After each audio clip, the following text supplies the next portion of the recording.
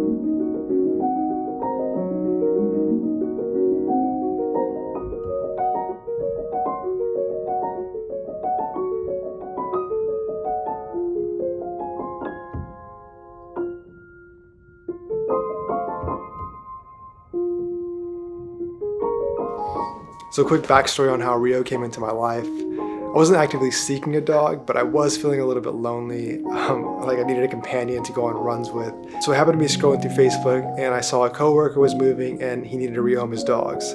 He posted a few pictures of Rio and he instantly caught my eye and we seemed like we might be a good match. So I reached out and actually I picked up Rio that same day. Looking back, I really had no idea the responsibility I was taking on. I didn't do much research. I did a little bit of research on his breed. He's a German Shepherd and Lab mix, and I know they're highly active, but I just didn't know what to expect really when it came to it. So the first few days, the first few weeks were pretty awkward. We were just getting to know each other, we'd take him on walks, but I really didn't establish that bond with him.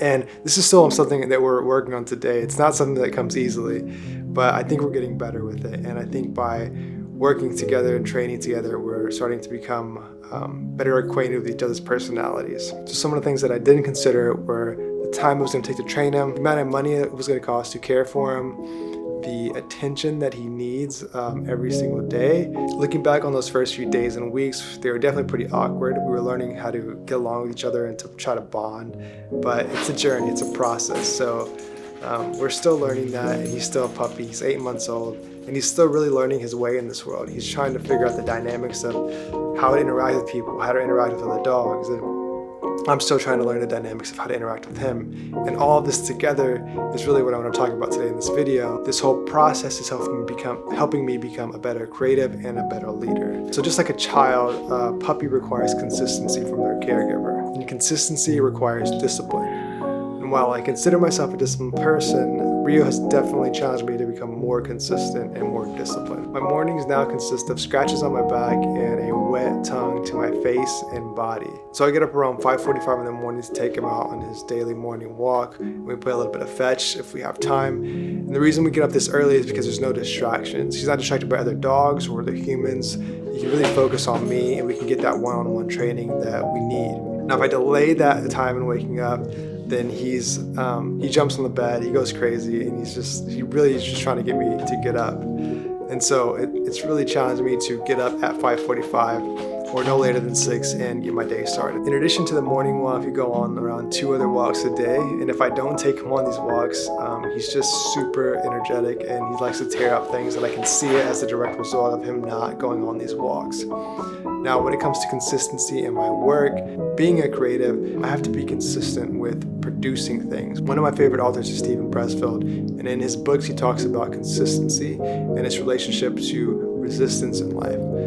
He talks about overcoming resistance consistently as a creative person to continue to become better and ultimately to be a professional creative.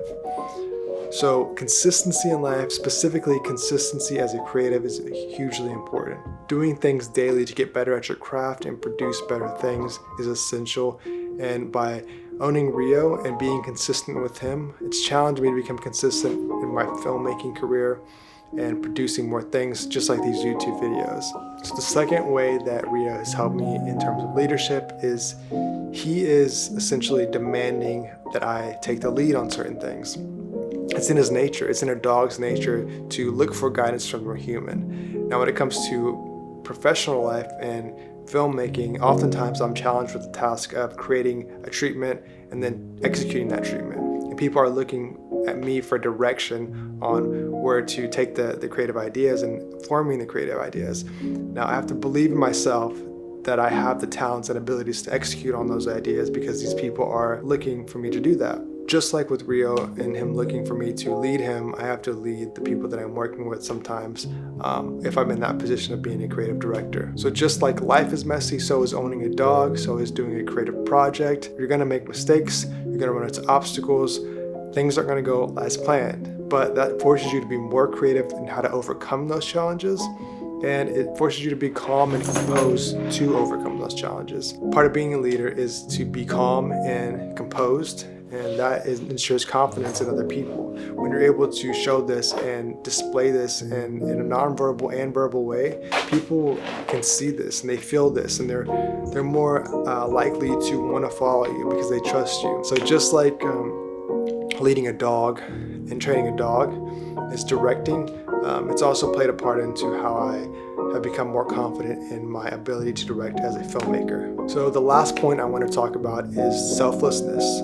And the reason I want to talk about this is because it's hugely important in being both a creative and a leader. You have to think outside yourself when you want to lead. You have to think about other people. You have to essentially put other people first to be a leader. Now, it's important that you take care of yourself too, and you don't want to neglect yourself because you can't lead when you don't practice self-care. But there's times where you have to prioritize other people or prioritize other things or other animals. Rio has forced me to prioritize him a lot of times because if I didn't prioritize him, he wouldn't be eating, or he wouldn't go outside, or he wouldn't get his exercise. So I have to prioritize him at times because I can't neglect him. He's a part of my life now. When you're a leader and working on a creative project, you have to think about other people that are working on that project with you. You have to be very considerate of their emotions and their well-being because you can't get the most out of them if you don't consider them. So being selfless as a leader is very, very important. Leading with compassion. So if you're thinking about getting a dog, know that it's a lot of responsibility, but know that you're not alone on the journey. And know that by getting a dog and taking care of it and being selfless, you're practicing courage and you're also becoming more compassionate. You're exercising compassion. So that's it for this video. I hope you got something out of it. If you liked it, or if you liked anything, or if you have any feedback, drop a like, comment below, and I'll see you next video.